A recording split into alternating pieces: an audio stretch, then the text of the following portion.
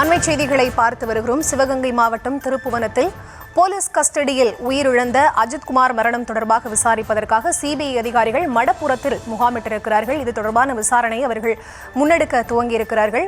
அது தொடர்பான அண்மை செய்திகளை பார்த்து வருகிறோம். டிஎஸ்பி மோஹித்குமார் தலைமையிலான சிபிஐ அதிகாரிகள் மடப்புறம் பக்தர்கள் தங்கும் விடுதியில் முகாமிட்டிருக்கிறார்கள். மடப்புறம் கோவிலில் அஜித்குமார் தாக்கப்பட்ட இடத்தில் சிபிஐ அதிகாரிகள் ஆய்வு மேற்கொண்டு வருகிறார்கள். தொடர்ந்து அந்த இடத்தில் போலீசார் குவிக்கப்பட்டிருக்கக்கூடிய காட்சிகளையும் நம் திரையில் பார்த்து வருகிறோம். விவரங்களோடு இணைகிறார் எமது செய்தியாளர் மகேஷ். அவரிடம் பேசலாம். வணக்கம் மகேஷ். தற்போது சிபிஐ அதிகாரிகள் அஜித்குமார் மரணம் தொடர்பாக விசாரணையை முன்னெடுத்திருக்கிறார்கள். இது தொடர்பான முழுமையான விவரம்.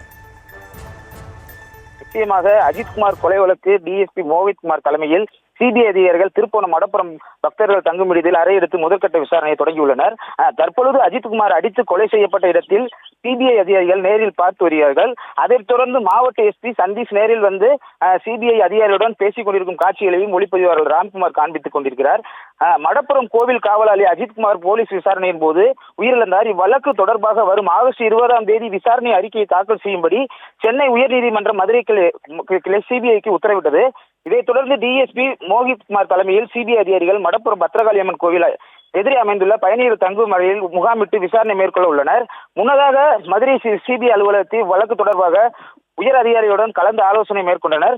தொடர்ந்து வழக்கு தொடர்பாக நீதிமன்ற ஆணை மற்றும் வழிகாட்டு நெறிமுறைகள், வழக்கு தொடர்பான ஆவணங்கள், சாட்சியங்கள், வாக்குமூலங்கள், தடயவியல், சிசிடிவி ஆதாரங்கள் ஆகியவற்றை சேகரிக்கும்படியில் ஈடுபட உள்ளனர். இதனைத் தொடர்ந்து இவ்வழக்கின் குற்றம் சாட்டப்பட்டுள்ள காவலர்கள், புகார் அளித்த நிகிதா, இந்து அறநிலையத்துறை அதிகாரிகள், அஜித்குமாரின் குடும்ப உறுப்பினர்கள், மேலும் வழக்கில் உள்ள அனைத்து சாட்சியங்களும் விசாரணை மேற்கொண்டு உண்மையை அறிந்து உண்மையிலேயே நகை காணாமல் போனதா, திருடு போனதாக கூறப்படும் நகை எங்கு உள்ளது, உயர் அதிகாரிகள் அழுத்தம் கொடுத்ததால் அஜித் குமார் கொலை செய்யப்பட்டு எவ்வாறு என பல்வேறு கேள்விகளுக்கு விடையளிக்கும் வகையில் வரும் 20 சிபிஐ அதிகாரிகள் விசாரணை மேற்கொண்டு சென்னை உயர்நீதிமன்ற மதுரை கிளையில் அறிக்கையினை தாக்கல் செய்வார்கள் என எதிர்பார்க்கப்படுகிறது.